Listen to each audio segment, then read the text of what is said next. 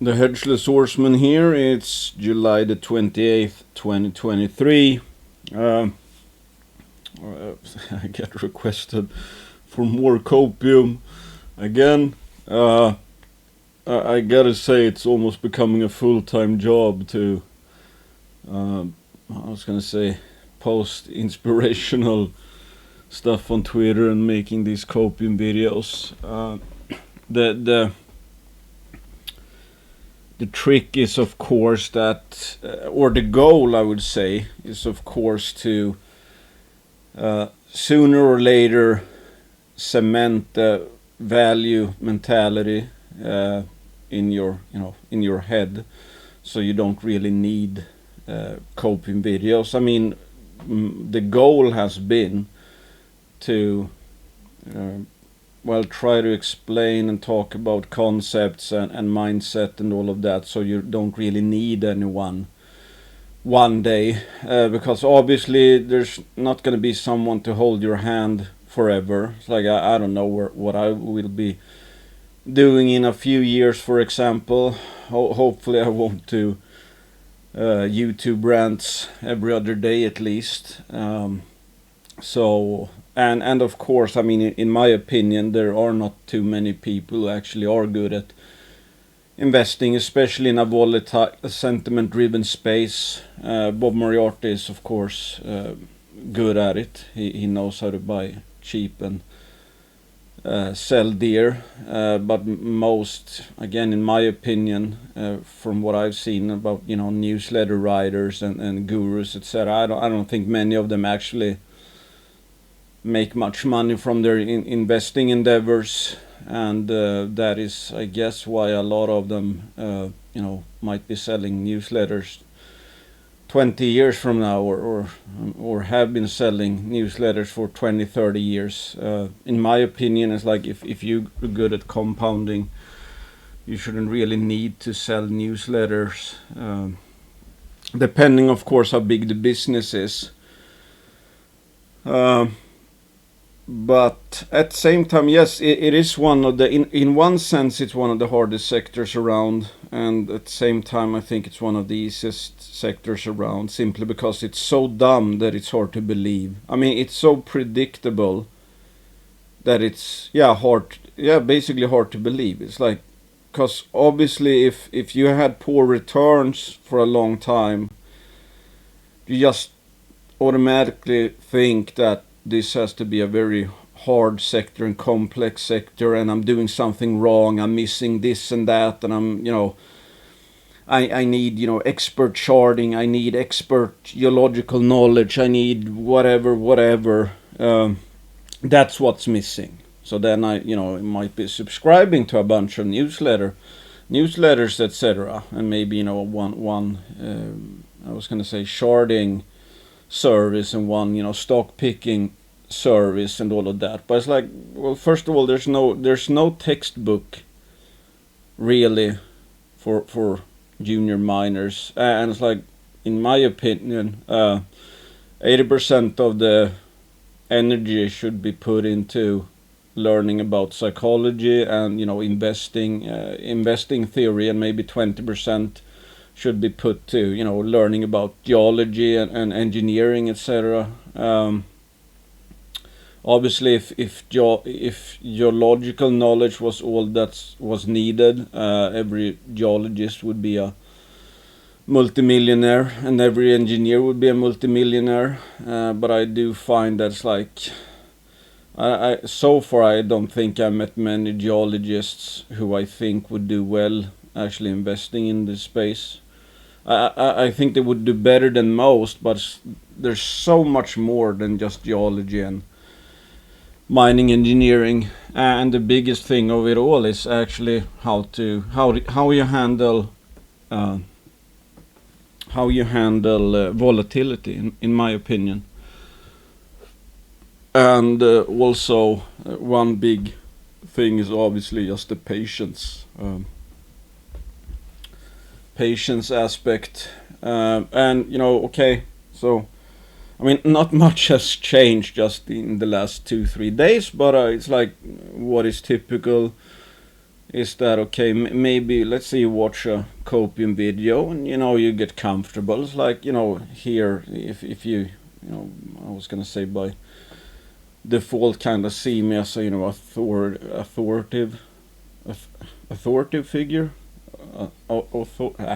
whatever the name is, and you get your hand held, and it feels good, and then it's like yesterday or today I guess. We have a dollar rising and a flush in metals, and some juniors did went down. It's just one day, but it's like that is often enough, especially a drop in metals and drop in juniors. People wouldn't bother really with that stuff if we were up here, because then it's like a drop in the ocean. But here it's like people are obviously. Well, people have been disappointed for 3 years almost, or maybe more than 3 years actually. Yeah, more than 3 years. So the story of the straw that broke the camel's back. So everybody's typically hypersensitive to further disappointments. I can't take this anymore. I can't take this anymore. But that is obviously the main reason for that is because people live in the past. Recent past. It's like, a big part of the misery right now is people still living in the past. They're bearish because they think about this. So every additional, setback, say, just makes them more miserable. You can see that on Twitter. It's like people complaining, people feeling sorry for themselves. Well, if you feel sorry for yourself, it's like, first of all, it's just, in my opinion, I just don't like to see it. We are in the fortunate situation to actually have money to invest. We probably live in the Western world and all of that. Meanwhile, people die of cancer, gets legs amputated and whatever. People are dirt poor. People live on the streets. So it's like we have it made. Just the fact that we can invest in the market, we have it so much better than majority of people on Earth anyway. So it's like, and just look at the war in Ukraine. People getting blown up, 18-year-olds, dying. They would probably, if they had, pay a lot of money to not be in a, I was going to say, a wet trench somewhere, getting their leg blown off, and instead be only suffering volatility in junior miners. That's it. We're very fortunate. We shouldn't really be complaining about this kind of stuff, especially when it's in our control. Why do some people beat the market and others don't? Mostly it's because the people who beat the market, they have done more work. They have earned. They have paid their dues.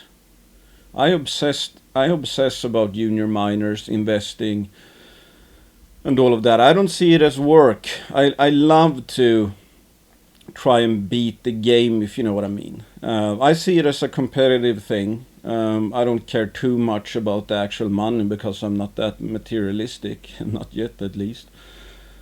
I just enjoy beating something that is considered hard, because otherwise it's like there's no glory otherwise, if you know what I mean. If something is super easy, participation trophies and all that, it doesn't prove anything. But it's like, this is actually a test, because the more people who say this sector is so hard and impossible, you can't make money in juniors, it just makes me want to beat it even more. Because if you do, by definition, you are exceptional or extraordinary. And I don't want to be ordinary or subpar, etc. But of course, you don't start out that way. Typically, I think I get better every year because I just, first of all refuse to lose, which is selling cheap, and pick up something new all the time. It's like I didn't used to care that much about. Well, I bet big on pre-discovery plays. That was a mistake, and I've gone through that in a bunch of videos. The risk reward typically doesn't add up. Then there's been like, not caring too much about share structure. Maybe put too much emphasis on in the beginning I bought stuff like Bear Creek Mining, like this proxy here, thinking that, well, they got 500 million ounces of silver, so it's like, every ounce is created equal and stuff like that, even though there's obviously, you can have a 3 million ounce deposit which could be worth 2 billion, and you can have a 5 million ounce deposit which is worthless, and would be a trading sardine. So there's much to learn, and I see also, I think, a lot of people who I was going to say take the easy way out, in the sense that they own a bunch of stuff that is not really high quality, and if it is not high quality, it means it's probably a trading sardine.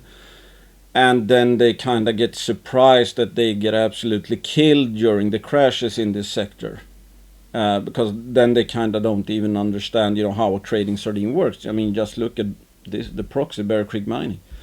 Goes up hundreds to 1,000% and then crashes up to 93%. I mean, if it's down 80%, then it crashes 50% more. Then it's down 90%, and then it can crash even more. So it's like the volatility and the paper losses you can see in these, or see in these trading sardines, they're way beyond what people imagine. Way beyond. But then you should also know, at least, that, hey, okay, if it's a trading sardine, it means that there's no real fundamental news I'm looking forward to. It's just, a big sentiment change. And obviously sentiment change will come around when it comes around. So the only thing in that case is to, let's say, wait and try to be in, I was going to say, trading sardines that limit dilution. I mean, personally, I'm not too big of a fan of trading sardines, because as soon as they go up, I get FOMO, and as soon as they go down, I typically get shaken out because I feel dumb owning something I know it's just a trading sardine. But that's also obviously a lesson and a journey. It's like, okay, it doesn't really fit my psychological profile to be in trading sardines, even though it's like from bottom to top, the high beta trading sardines, they tend to do best, especially in a short period of time, because obviously it's like, yeah, there's alpha plays out there, but they're probably not going to create 700% in value in this time frame. Even if you add on, obviously the sentiment change premium, going from big discount to premium, that's probably not going to outrun a totally bombed out super beta stock when it gets going. So again, it's like everybody has a different. That's why when people ask me, it's like, what should I be buying, or what stock is a buy, etc. It's like, that's impossible for me to answer, because you need to know what you own, and it needs to fit your psychological profile. That's like, I don't give investment advice in a case-by-case basis. I explain how I look at it, and that's why typically my articles tend to be, quite long when I write up a company, because it's like if you don't get the case, you're not going to have conviction anyway, so it makes no sense. I mean, I could, let's say I pitch the best story there is, and it is the best story there is, but you don't really understand why it's the best story. You just get pitched it by somebody, and you have 30% correction. Are you gonna hold out? Are you gonna add? If nothing has changed and it's obviously just a much better buy, are you gonna be adding if you don't have any conviction and nobody's there holding your hand? I doubt it. And yeah, so I mean that's why mostly I talk about, for example, it's like, you know, I have my hodl portfolios which I have for family members. I mean the idea behind them is that they shouldn't need any real trading. It's like, okay, they could, let's say they're cheap now and could grow for the next 4 years. So theoretically, you should be making money over the next 3-4 years without doing anything, especially if they're already cheap now. So it's, you know, it's a matter of when, not if, that you're at least going to make 100%. And if they grow over the next 3-4 years, maybe you'll make 300-400%,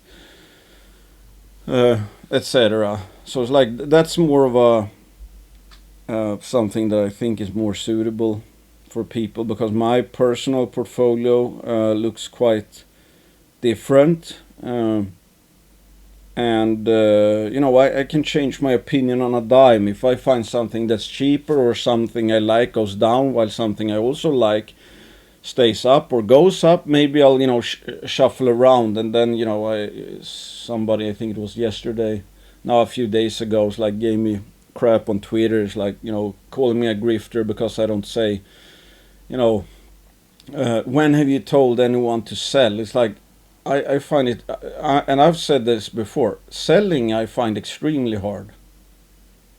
I'm good at buying, I'm not good at selling. So it's like, okay, if I know I'm bad at selling, why should I be talking about selling? I just, in my opinion, just try to be, let's say, buy and highlight what I think at the time I think might be one of the, you know, better risk rewards out there. And then, you know, if people think the same, then they can, you know, what I do is like, if I'm fully invested, I need to sell something. So just finding a good buy makes me automatically need to sell something if I'm fully invested. So it's like, that's why I think that yeah, even though I'm all in and all of that, don't have any dry powder, but it's like, as prices change and prices and volatility lead to opportunities, either an opportunity to sell or buy, you know, I kind of constantly have to sell the least cheap one and buy the cheapest one, if you know what I mean. So that kind of continuously keeps the quality of the portfolio high, I think. And if that makes sense, there's like, okay, I need to buy this stock. Maybe it's down more than any other company I own and it's the cheapest one. It's like, okay, I'll sell the least cheapest one. But the problem there again is like, okay, so you sold X to buy Y. If I say just, you know, oh, you know, I sold X. Maybe it's my second favorite. Well, probably not second favorite, but it's like, if I only own things I think are, quote, buys or like cheap, good risk reward, it's like, if I'm selling, that doesn't mean it's like, it's same actually with buying now and then. It's like, if I find a new position, okay, I can diversify a bit, it's a new position, it's very cheap. That might not be the best buy, but if like my best buy, for example, let's say, you know, you're Magna Mining at a huge percentage. So it's like you think Magna Mining is by far the best buy. But it's like, I might already be overweight Magna, even if it's the best one, because like, okay, obviously you could theoretically be all in, but I don't think that's a good idea, because stuff could still happen, and that doesn't mean it's the case was bad. It's just that, you know, stuff happens. So in that case, it doesn't make too much sense. Well, it's like, you know, what are you buying? Okay, I'm, you know, buying whatever. It's like, okay, so that's your favorite buy right now because you're buying that. It's like, no, but I maybe did not have a position in it. And why are you selling whatever? It's like, let's say you sell a bit of Magna. Oh, he sold Magna. He's bearish on Magna. It's like, no, you know, I might have had 25% of the portfolio in Magna, and it went up to 26, and I, you know, already 25 is, you know, too high, for example. So it doesn't really make sense from that standpoint, because it says nothing really, because it could just be a rebalancing thing or diversification and stuff like that. Anyway, but obviously people who throw shit, I mean, they don't even think about that because they don't even know what they're doing anyway. They just demand that you kind of manage their portfolio for them. And if you don't do it, then it's like, oh, he's a grifter because he's not telling me when I should sell as well. I don't tell people when they should buy either. I explain it the way, how I see things. You can ask anyone who sent me private emails or messages. It's like if they ask me, what should I buy? I never say what they should buy. I just give my thoughts on how I think about a case, and then they can make up their own mind. Anyway, so like the more time, and I find this myself, the more time I spend on Twitter, and I spend too much time on Twitter, that's pretty much all noise. I mean, there's almost nobody that makes any real I think, on Twitter at least. Sure, there might be someone who's like, I have a small portfolio here, and everybody's going to highlight their best cases anyway. How often do you see someone actually highlight their portfolio? I don't know last time I saw anyone do that. But if you highlight your, quote, good picks, why wouldn't you highlight your portfolio if that was also good? So again, I think simply that almost everything you read on Twitter is noise. I mean, there's good information out there, but it's like, over 95% of opinions are going to come from people who don't really know how to invest. That's how it is. It's not that they're, consciously giving, people bad advice or bad input, etc. It's just that, they think it's right, obviously. Everybody thinks what they do makes sense, even though they don't have the results perhaps to back it up. And so I think, honestly, it's like the more time you spend on Twitter, because almost everything is noise and misery, because most people don't have good returns. Vast majority don't have good returns. Of course, you're gonna be colored by that. So I think it was great to be away 1 week in the Yukon. It's like, I just checked the news, it's like I know nothing really happened, and I in terms of changes in company fundamentals, and that's really all I look at. That was, future fundamentals versus price and sentiment and all that. But obviously you can see it's like we're so far away from any high sentiment environment that it's like I would be surprised if we get a clear sell signal on a sector basis within a year. I think the quickest rallies take January, at least 7 months. We're down here, so I don't think that's something. I could go on a vacation for 6 months, and I don't think we'll be near a clear sell signal just sector wide. And of course, I never really sell. I didn't sell here. I didn't sell here. I just rotate into what is cheapest.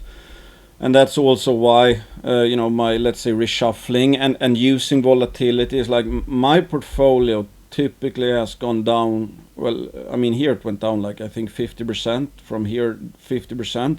When I started buying, I think this was 50%. But typically after the crash, if I'm somewhat good at, if let's say you have 30 holdings, every single holding goes down 50%. For sure, there's going to be stuff that is cheaper than other stuff. So if you shuffle around a bit, the rallies out of the crashes tend to be, more than 100% to make up for it. Let's say I think this rally here to here, for me, was like 200-300% or something, and it went down 50%. There's just sometimes it's enough that 2-3 absolutely great unchanged stories, they fall as much as the crappiest of shit. If you just reshuffle more into those,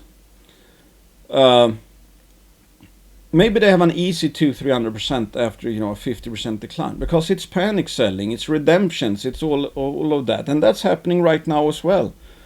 There's stuff being sold that has no business, well, less business than others of going down, but they still go down. And again, it's like, okay, back to the point. People live in the past. That's why people are fearful. I live up here. I live in the future. I'm thinking all the time. I'm greedy because I think about how much I'm gonna make.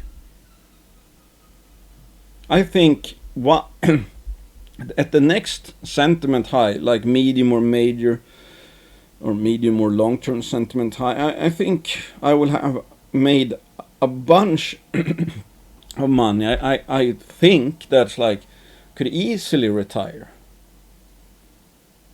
That's what keeps me in the game. I'm not thinking about what has happened. I'm thinking where we're gonna go one day. I'm thinking when I'm, in my opinion, stealing value out there. It's like I know there's somebody's gonna pay, 3-4 times the market cap, the current market cap.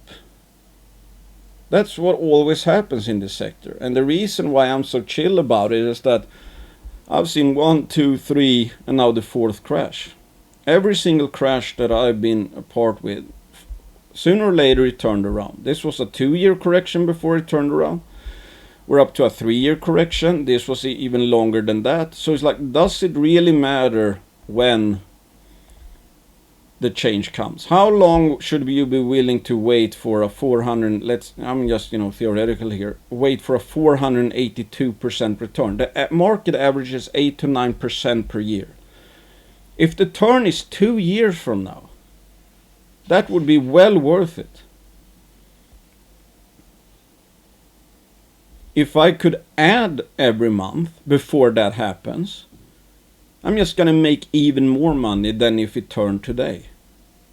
Because once we're up here, it's gonna be extremely hard to find investments in the gold and silver mining space that will have a multi-bagger future. When we're up here, it's done. I mean, the big opportunities are already behind us. They're gone. And we're in for some stocks to go down 80-90%. But here, every single dry powder I put in, I expect it to average at least 300%. Sooner or later, it might take 6 months, it might take a year, might take 2 years, but you just know it's worth it. I mean, it's like I've shown here. If you just draw a line in this trading sardine, anytime you bought at the black line or lower, you get a minimum 100% return in Bear Creek Mining within 2 years. If you just had a monkey that just started buying, as soon as price touched the black line and just added every month, you would make more than 200% on your portfolio within 2 years. That's what I mean by how stupid easy this sector is when you think about it. But everybody makes it so complicated. And a lot of people also pick the shittiest companies. Yeah, because we don't know how long it will continue. I mean, there's stuff out there that's so cheap that it's like if they diluted it by 100%, I still think they would be a multi-bagger. Going broke or bankrupt, that's the issue, because then if let's say you own, let's say you were all in a trading sardine like Bear Creek Mining, and I think they're producing, so they have fixed costs and all of that. Let's say the turn comes in March of next year. This is when the big rally starts. Let's say they go broke the month before.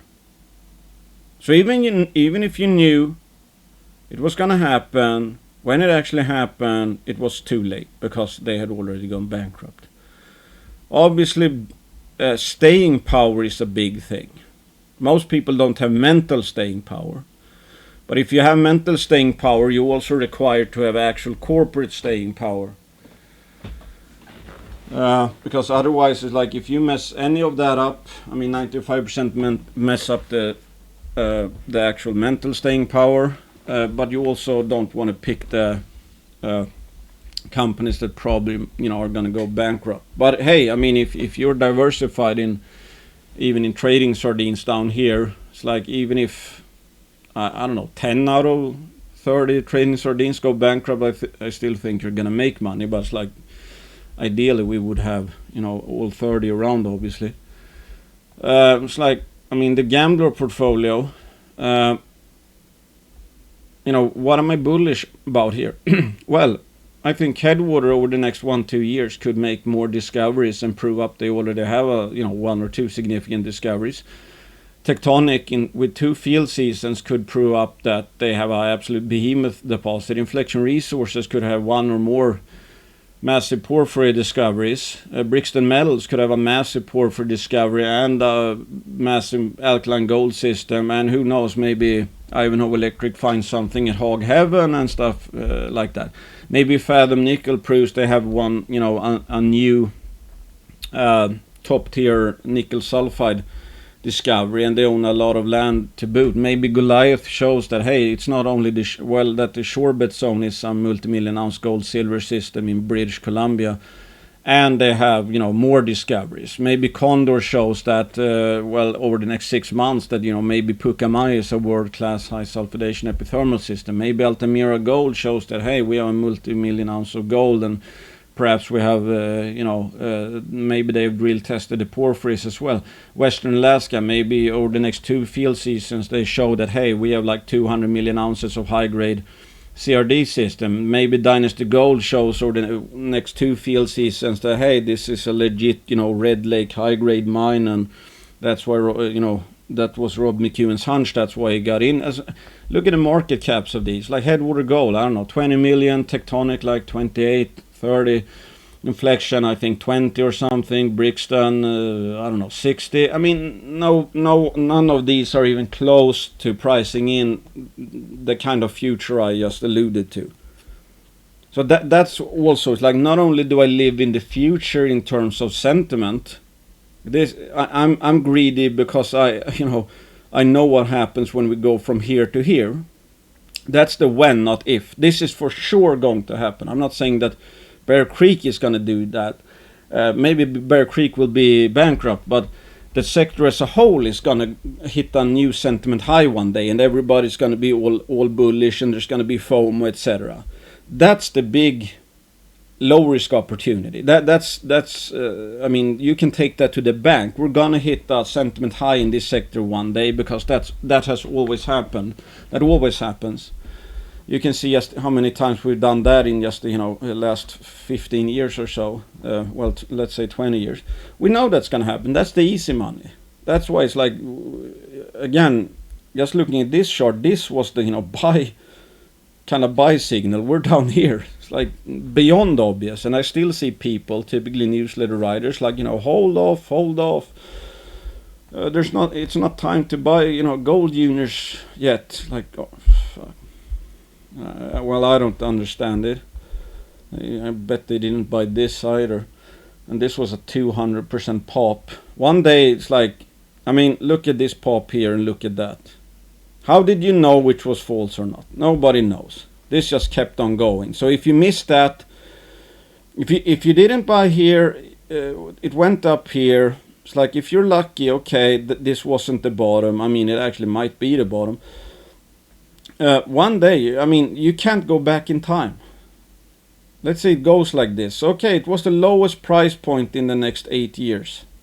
Congratulations, you messed it up. You were waiting for the coast to be clear and the bottom, etc. It's like, I don't know, people think that's like you need perfection in the sector. This chart shows that you don't need anywhere near perfection. It's like, if you just bought at the black line, you would make a lot of money. If you just sold your trading sardines when they were ripe. If you bought lower, you just make more money. So I mean, Pacific Ridge, they might show that they have a significant gold copper porphyry. Juggernaut might make a discovery. Rackla might make a discovery. SK Mining has a bunch of targets. Cartier is drilling right now. Well, SK is drilling right now as well, and Rekla is actually drilling right now. Ophir Gold, I don't think they're drilling yet, but they're might have a lithium discovery. District Metals has a huge metal endowment, and both base metals and uranium and yada yada. CDN Maverick has a bunch of lithium properties in Canada, and Alpha Exploration has a bunch of gold projects with porphyry and gold, lode gold discovery. Here's the third party validated. It's like, yeah, it's only been a month. 5% doesn't sound that much, but it's like, yeah, people are freaking out. I mean, hey, if you could average 5% per month, that's going to compound a lot. But you can see the volatility. It's like some stuff is up 25%, like Snowline, Irving Resource. I don't think they put out any news. Some stuff is down 10%. I don't think any really have put out any news. So it's like you have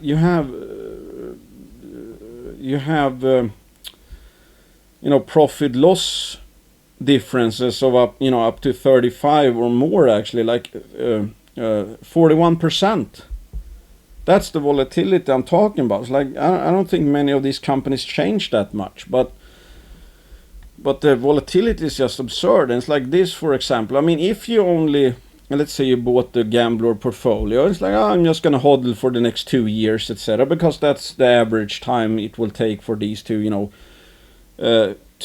that's the time required for these to have potentially materially changed. So that's like that's the bet. You come back in 2 years, some of these will probably have proved up their potential. Some of these will have, they actually have whatever. Fathom Nickel actually has let's say a significant nickel sulfide discovery. Maybe it's going to be up 500%. It's going to pay for a bunch of other juniors. So it's like none of these have even put out any drill news, I think, yet.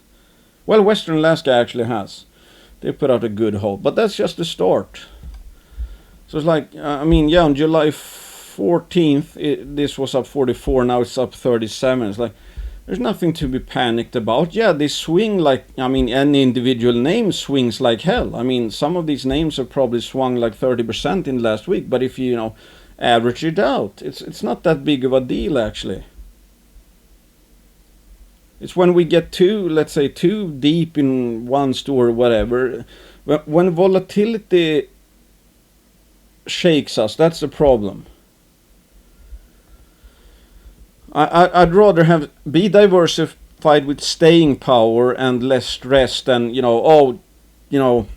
these two stories, they are for sure the cheapest ones, so I'm going 50-50 in each of them, and just bite your nails at every single day, every single tick, let's say. I don't think that's worth it. That's not a high quality of life either.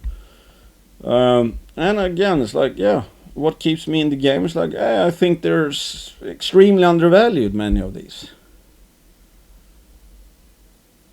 So it's like, this is, on average what I, expect to make on some, let's say. Obviously, since it's high risk, high reward, it tends to be more like, anything from like -50 to +500%. It's not going to be typically an even thing, but it's just, a risk-adjusted fair value estimate. It's like, I think I'm printing future money by buying now.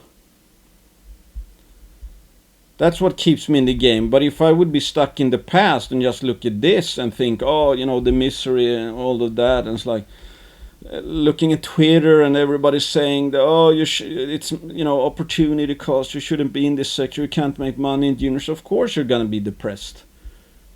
But if you know what's gonna happen, because it always happens, meaning we're gonna hit a sentiment high. I'm not saying I'm counting my money just yet, but it's like, I would be extremely surprised if I didn't make a lot of money within the next few years, especially from these levels. And the main thing is then to make sure you're going to be a part of it. That comes via diversification and mental fortitude, etc., etc. Because you see, nobody almost agrees with it, even though it's super common sense. You can look at the Barron's Gold Mining Index. There's never been a downtrend that lasted forever and never been a rally that lasted forever. Obviously, we're in a fat downtrend, and that's not going to last forever. So it's a when, not if, when this turns around, and it's a when, not if, when we hit a sentiment high. Just listen to some good advice here. Number 3, the best business you will build in bad times, in recession, in bear market, because you can hire and buy for cheap, because your competition is weak, because you have silence to focus. Yeah, it's like your competition is weak because people sell out. Funds get redemptions by poor investors. They don't want to be in gold. They don't want to be in juniors, whatever. So, I want my money. So the funds go out there and have to sell some of these stories, which are selling at absolute ridiculous levels. Everybody's making mistakes all the time. And the mistakes are severe at tops and bottoms. The implication of selling here is obviously the highest it's been in the last 15 years.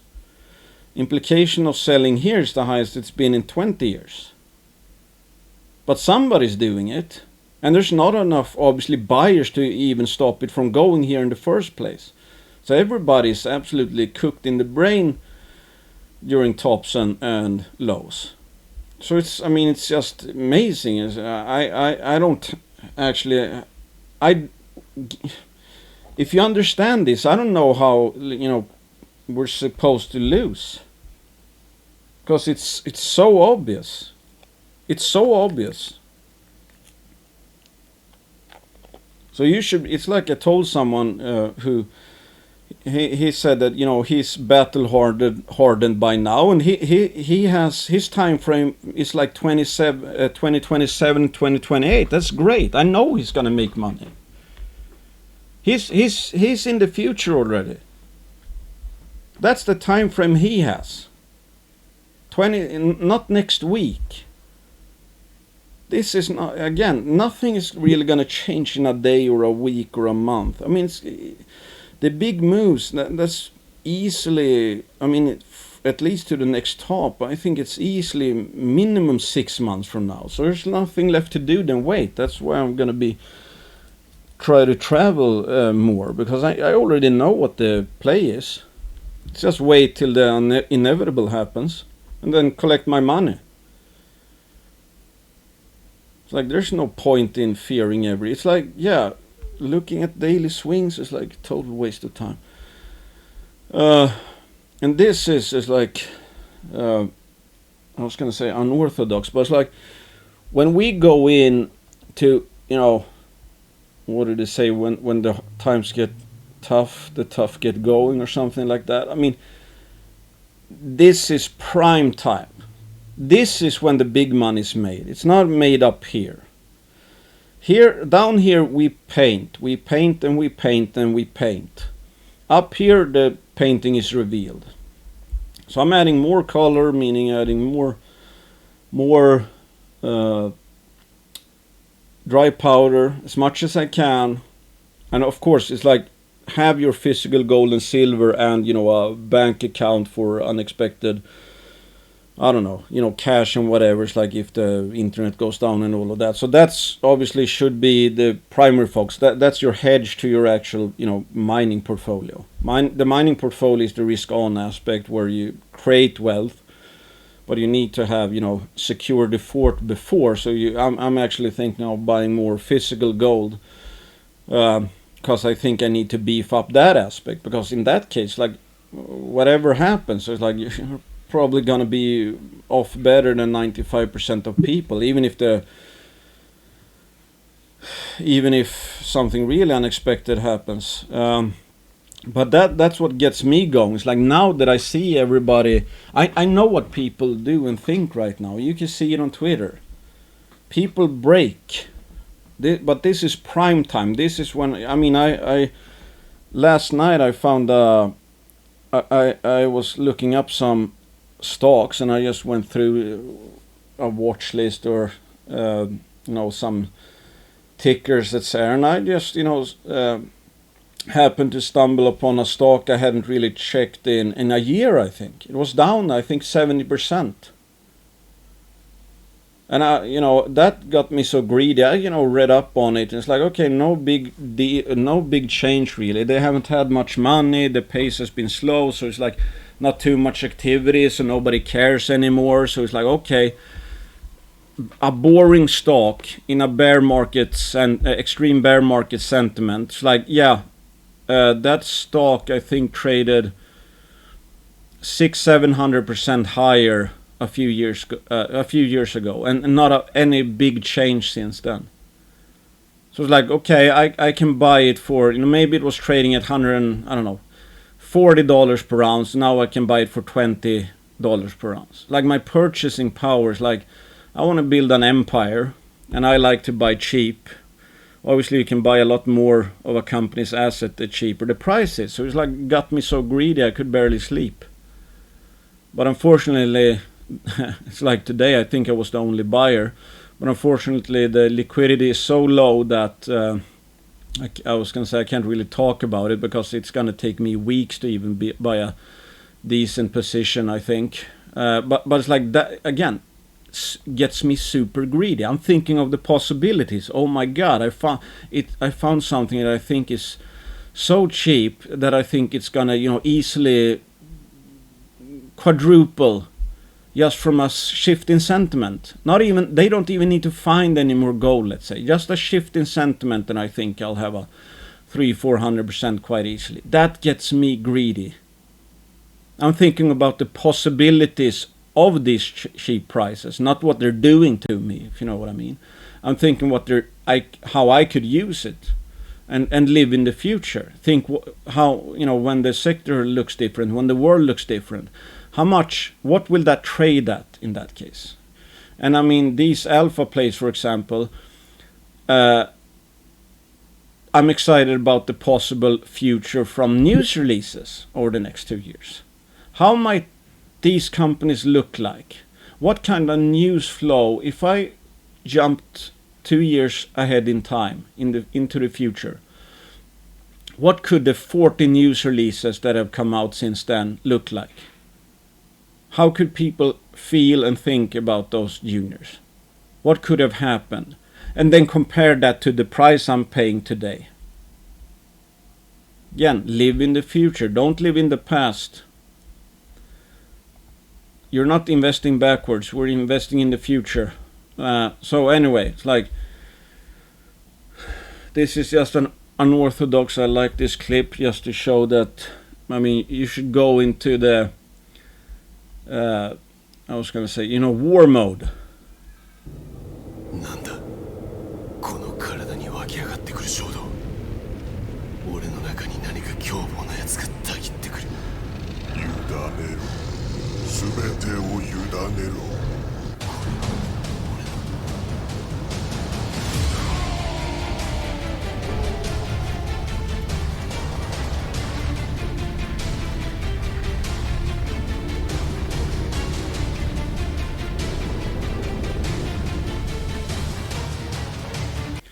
Exactly. It's like, game face on. Now it's when the tough get going. This is when the tough get going. If you complain and whatever, throw up your hands, etc. You're not gonna have a chance, especially in this sector. But the most volatile sector is kind of the hardest psychological, but it's also the sectors you make the most money in. Because you're not going to find these 500% rips in this S&P 500. You can't buy a whole sector and it's like, it went up 400 or 500% on average in 6 months. You're not going to see the S&P do that. Well, if it does, these are going to go up thousands of percent. Okay, I'm already at 48 minutes. Okay, let's try to hurry up here. Allure Resources news reports major advances in metallurgy for the Isca Isca silver tin polymetallic project, Potosi Department, Bolivia. So they've tested TOMRA ore sorters. I think TOMRA has been doing quite well as a company lately. With removal of at least 40% of the waste in polymetallic domain and up to 80% in the tin domain. Those look like really, really great numbers, especially the tin. So the 1 second, I need to close the window.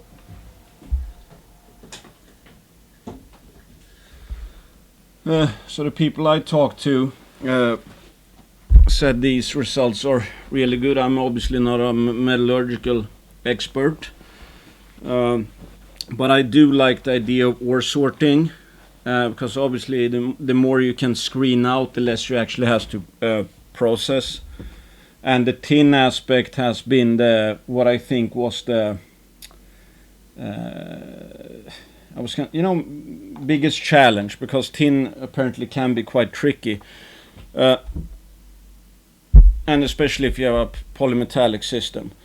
But yeah, so this is really robust work, and that's why it's, the MRE and PA, etc.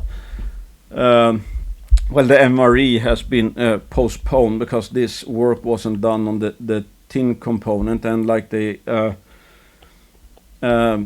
it says here, the level of metallurgical and pyrometallurgical work that has been conducted is exceptionally high for an inaugural MRE, but is justifiable due to the significance of this large potentially open pitable tin and polymetallic resource.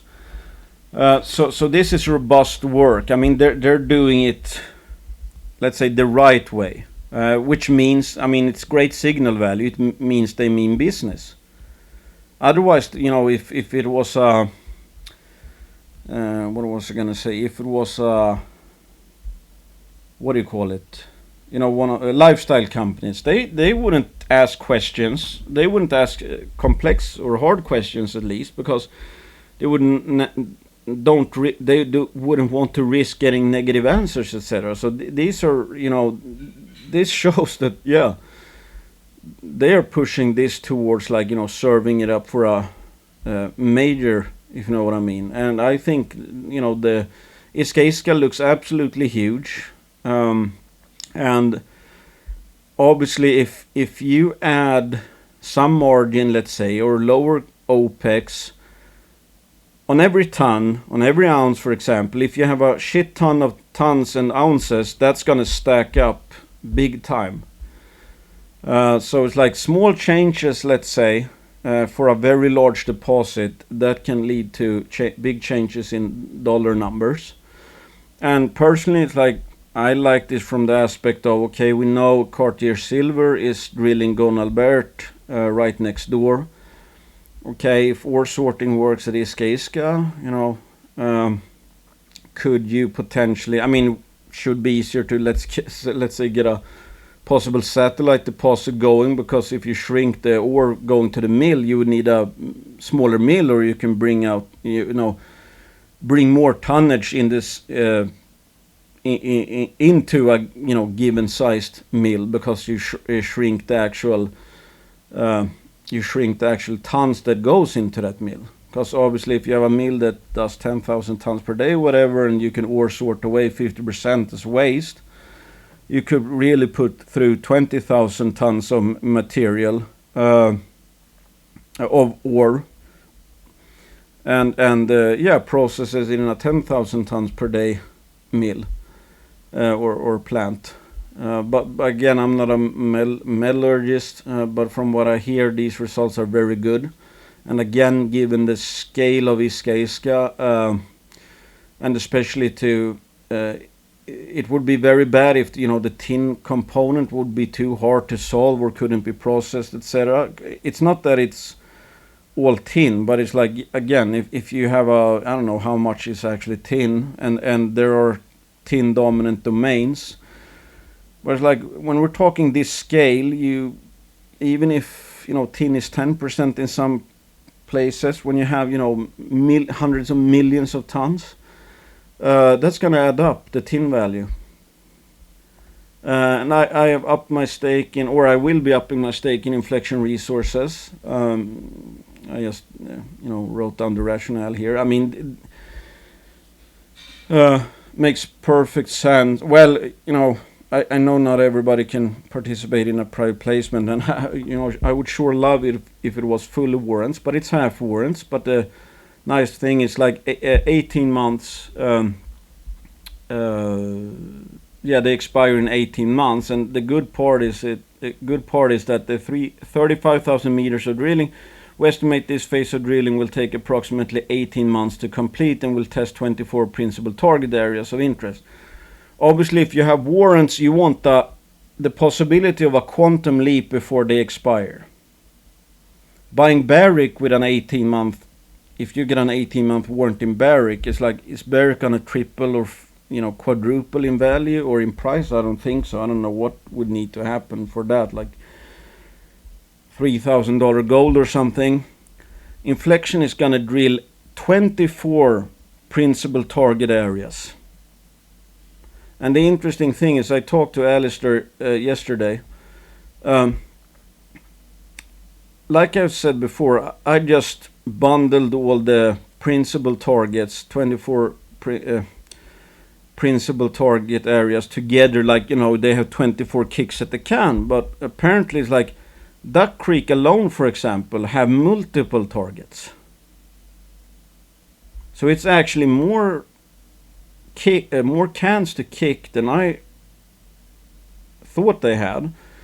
So it's like, if I'm not sure what I'm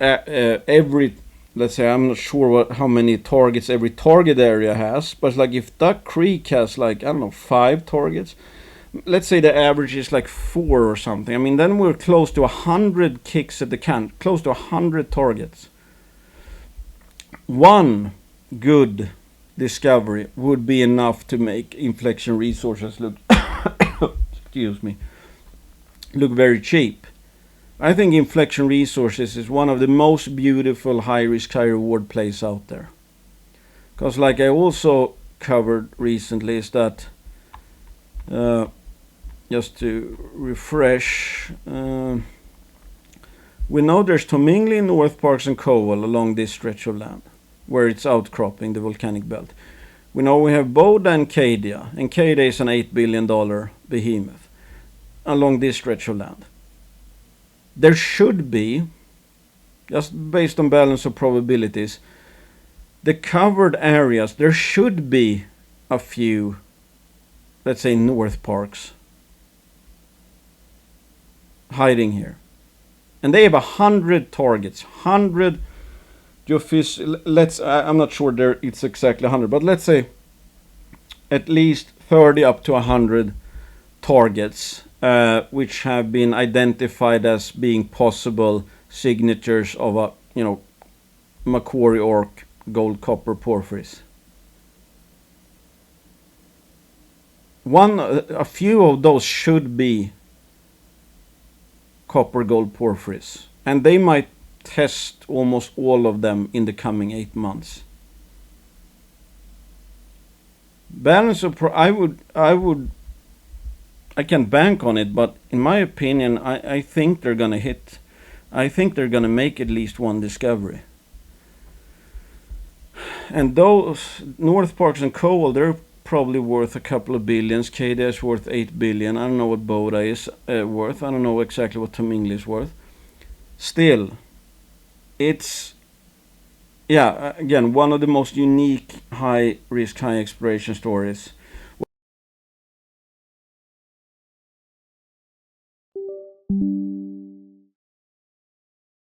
Discovery play that I know have 100 targets that they are funded to test. So how risky is it actually? I'm not sure. But I think it's actually over a 50% chance that that Inflection will be a multi-bagger within 18 months. And that's, in my opinion, a great bet. And some of the money they raised, they're going to be used on, developing the targets you see in blue here, which are 100% owned. And they are mostly intrusion related or VMS targets. And here you have Triton and Constellation. I think these are VMS deposit. I think this has been mined, and I think this is being developed to mine. So these are legit. There's legit VMS mines here. And they have a grant, 200,000 grant for their Karen Gold project. So there's actually going to be 3 stories 100% owned. Well, this they actually are earning in, but the Cairn Gold story in Queensland. Some early field work on target generation of their 100% owned, and that's what they're using part of the the money they raise, because obviously this is all funded. These 30 to 100 targets are funded by AngloGold. So there's going to be a 3-pronged Hydra attack, and this Hydra here, that's 24 target areas, and any single one of the actual target areas might have multiple targets as well. So it's just, absolutely fascinating story in my opinion. I really like Inflection Resources, as you can tell. And again, what's the play here? You could, there's actually last time I said there were two ways to play. It is actually now 2 ways. It's actually 3 ways. It's like the hard one would be to play the drill hype going into every single assay period, but that's very hard to know when that happens. So I think that's given how much they will drill, I think it's going to be hard. One is the way I'm playing it, at least right now, is to my base case is to hold all through the entire campaign, because I think if I fast forward 18 months in time, I think they will have made the discovery. And the other one, the even lower risk, is obviously to buy after a potential discovery is made. The question there is, I think it's too cheap right now relative to the HODL strategy, and I think it's so tight that I don't think it would be too easy to get in cheap afterwards. Because if they only had one target, in that case the risk would be significantly higher, and it would make more sense to buy after they made a discovery. But now the opportunity or cost of entering after discovery is to be in before the discovery, and if you get up to 100 kicks at the can, I think simply that the risk reward on just hodling is too good. Might actually be better than getting in afterwards. I'm not 100% sure on that, obviously nobody knows. That's how I look at it. Contact Gold hits 5 grams per ton oxide gold over 10.7 meters within almost 2 grams per ton over 35 meters. No significant intercept here, so it's like, especially the X-ray zone had good hits, as you can see. I mean, especially oxide gold. I mean, this is mining country. I don't think they have the map here. But they are surrounded by like Caliber Mining, Nevada King, Waterton, and I think there's some other as well. So you can see the scale bar here. That's 2 kilometers. They have a you can look up on the presentation. They have a bunch of targets. Obviously, oxide gold in Nevada next to a mine. That's like, I don't know. I mean, the Fior mine or the Pan mine, I think they're mining like 0.5 grams per ton and making money on it. That's why Caliber bought them.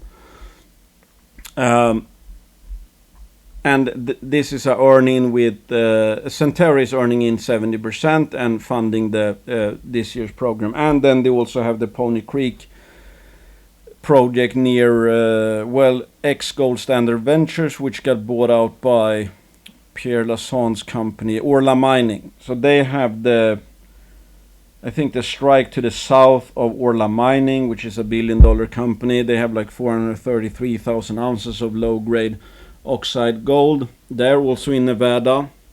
I've been picking up shares of Contact Gold at 1.5 cents. I mean, the share structure is kind of horrible. They have like 350 million shares out or something, and that's obviously one reason why the stock price has gone like this.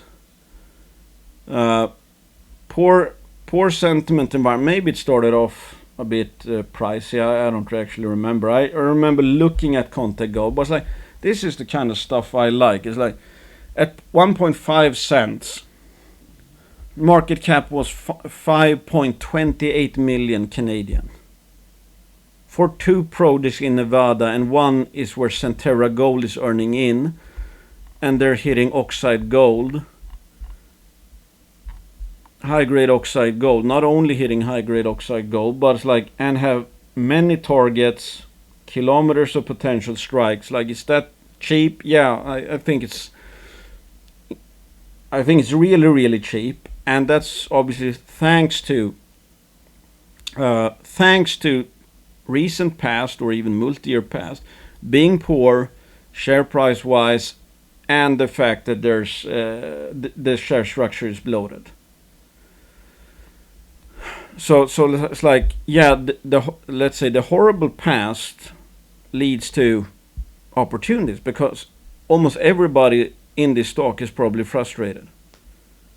And I feel pretty good being able to, get some shares down here. Like the cheapest price in 5 years. Am I betting the farm on Contact Gold? No. But there, in my opinion, there is no way I'm overpaying for it at 5 million market cap. So, if we go into, again, I'm not going to say if, when we go into a gold bull, gold mining bull, if Contact Gold still around, which I expect, I wouldn't be surprised to get a multi-bagger in Contact Gold. So I'm just, making as many bets like that as I can. SK Mining identifies new targets and commences drilling at its consolidated SK Creek project Golden Triangle BC. 2023 drill targets in a company news release. May recognition of 2 new drill targets identified by Simco Geoscience, that's the geophysics experts. Recent field work conducted at site in mid-July yielded 4 additional high-value drill targets, all of which display geophysical expressions similar to Maroon Cliffs and Hexagon Mercury. These include Story Creek, Cumberland, Bruce Glacier, TV South. Diamond drilling commenced at Tarn Lake target a few days ago, and second drill is currently being mobilized to site. SK Mining is aiming to complete up to 6.5 thousand meters of core drilling in 2023. Targets to be tested include Maroon Cliffs, Hexagon Mercury, Tarn Lake, Scarlet Knob, Bruce Glacier, Story Creek, Cumberland, and TV South. SK Mining has decided sharpshooting multiple high-quality targets the best approach. I totally agree. Closing of the sale of 5 mining claims, yada yada. I like this approach. They're adapting to I don't think they had much choice, because there's not much money going around in the junior sector right now, but you might not want to just, do nothing, etc. That would, SK Mining is, what is it up? Since I put out the gambler portfolio, it's up like 116%. That would not happen if they were not going to drill this field season. Obviously they have a bunch of targets outlined, and the Bleg assays, they're in the presentation. We're talking kilometers to tens of kilometers trends of anomalous Bleg sampling. So here you see kind of the stratigraphic sections. Here you have SK Creek, and obviously they have like 3 horizons that they've hit over at SK Creek, and they're going to be Story Creek appears to be SK Creek horizon, and some of the other ones seem to be older horizons. But the thing is, obviously, okay, these are all I think all of them are, well, at least where they will be drilling, I think all of them are guided by the Simco Geoscience. So the interesting part will of course be that, wait a second, Maroon Cliffs, Maroon Cliffs will be tested. The interesting thing obviously is that if the geophysical model done by Simco based on SK Creek, if that is some sort of a holy grail or silver bullet, if they get a few hits, that's going to revalue all the other targets that has been generated,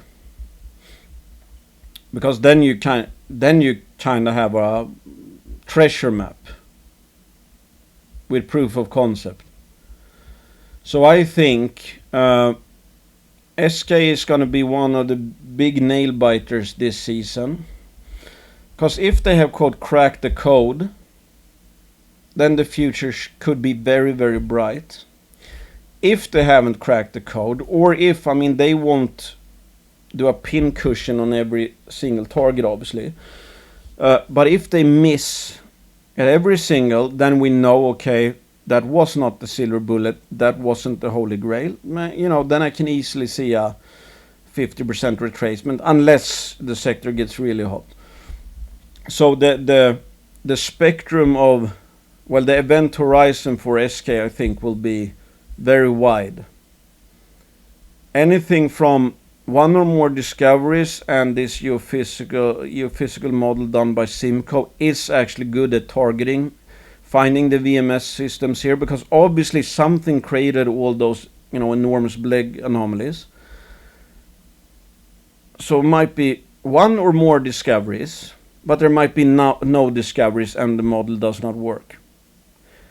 As always, we don't know the future. Nobody knows the future.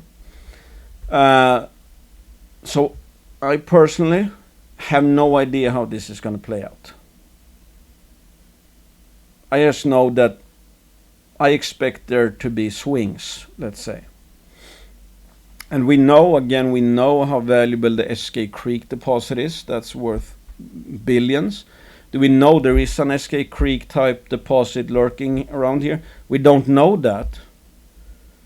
But we know it's like TV. You can have like 100 meters of 2 grams per ton, and it's like Jeff. It's like, you know, you can have 10 meters of, I think, like 35 grams per ton, if I remember correctly. But they were not able to find the, let's say, extensions of them when they carpet bombed the trend here. Semi-blind. So this won't be semi-blind in the same. Yes, they're not going about it the same way. Now they will actually, you know, pinpoint actual geophysical anomalies and test a bunch of targets. And obviously, you know, one significant discovery should be enough, or would be enough. But yeah, so it's a high risk, high reward story. It's going to be a nail biter, I think. Again, it's like you should be aware of the risks, let's say. Either there's going to be champagne or noodles when this campaign is said and done. Line 1. Line 1 expands gold mineralization at Tuvatu mine in Fiji. Highlights of wall sampling parallel to subparallel to strike drives on URV1 and URV or W1B. Obviously really good grades. Here you can see, I mean, look at the numbers here.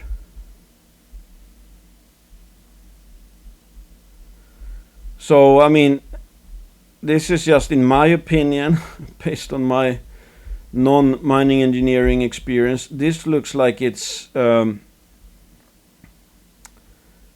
further kind of confirming that the actual production grade might be perhaps significantly higher than the last resource model.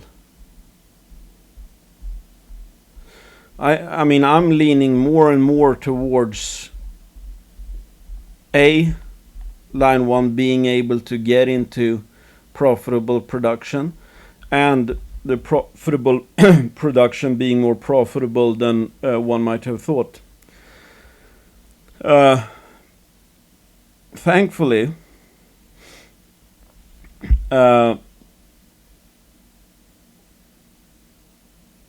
I think Line 1 is undervalued. I think all of these stories are undervalued. Some are easier to see if they're undervalued. It's like, do you know exactly how undervalued Eloro is or SK Mining is? No, Eloro, we know it's a huge deposit. We know it's probably even bigger than it looks right now.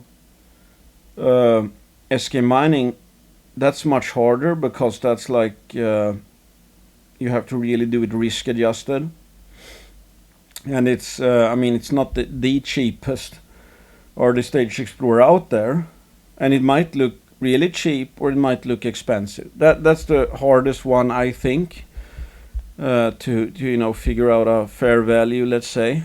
But I mean, I have a kind of a buy list of, I don't know, well, buy list. There's probably easily 20 to 30 companies I think are just no-brainer cheap. I mean, that's the problem. I pretty much have more things to buy right now, which I think are obvious buys. I mean, I think all of these are still very cheap. Some cheaper than others, some extremely cheap, etc., etc. I have more stuff I like to buy than I have money to buy them with.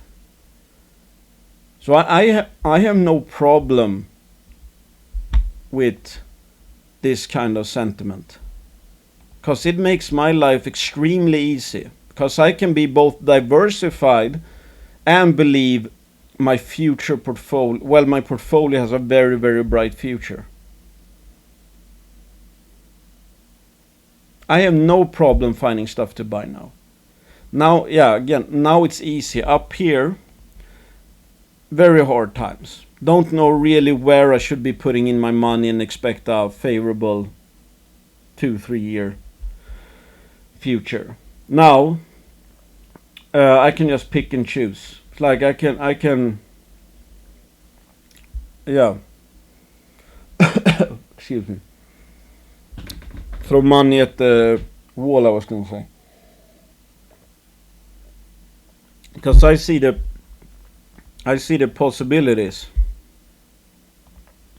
My dry powder has huge future expected returns at these levels. I'm not in a rush really to see anything go up, because once we're up here, the money I invest might have, I don't know, if I pick good companies, maybe expected return over the next 2 years 50%. The money I invest down here, I think the expected returns over the next 2 years might be 400%, 300-400%. Once we get up here, I don't get 300-400% on my money, and the portfolio overall might do 50% over. So that's what, the fun is over. This is where the fun is. This is where now is when you make the big money. Now is when you put on the war face. Now is when the big money is made. Now it's, the reward comes later. But you actually create the future money here. So I don't have, again, the longer this takes, if I get 3 months more of these cheap prices, I'm going to make even more money. If we bought them tomorrow, I'm going to make less money when we get here. If we go like this, if this sector bottoms tomorrow and everybody stops bitching, everybody starts celebrating, my future net worth will be lower than if we have a few more months of this and I can add 1-2% to my portfolio. I mean, even if you add 1%, that goes up 300%. That could be substantial. And you don't get shots like this often. 2008, 2016, 2020, 2023. And who knows, we might be doing something. I mean, I just look at this. I wasn't in this sector back here, but let's say, from what I have heard people say, the sentiment was really high in 2007, 2008, because gold had been doing well going into the 2008 financial crisis. But it took a while to kill this bull, let's say. Rocket ship, started to take on water, tried to push higher, lower, high, and then bam, absolute slaughter. Here it was absolutely extremely cheap, this sector, absolute no-brainer. up 200%. Well, this wasn't really, I was going to say, well, it dropped, okay, like 48%, then jumped like, well, 62%, okay. Here jumped 200%, then crashed again. This is obviously a proxy, as always, 60%. And I'm sitting here, it's like, yeah, I mean, I have no idea how they can stay this cheap, but it's like, who knows? We might have something like this, but to the, other way, just around the corner. I just know that when we leave, we're probably not coming back for another X amount of years. Your purchasing power when we left this never came back until 8 years later. Every single buy since then was worse, from a sector perspective. These are dime a dozen. You get, maybe one chance every, a small time frame of opportunity that is this good every 8 years. And like I always, or what I've said before, is like, there's a big difference between holding, selling, buying. Holding is infinitely better than selling here, but buying is infinitely better than holding here. And I think the same goes obviously for this period of time and that period of time.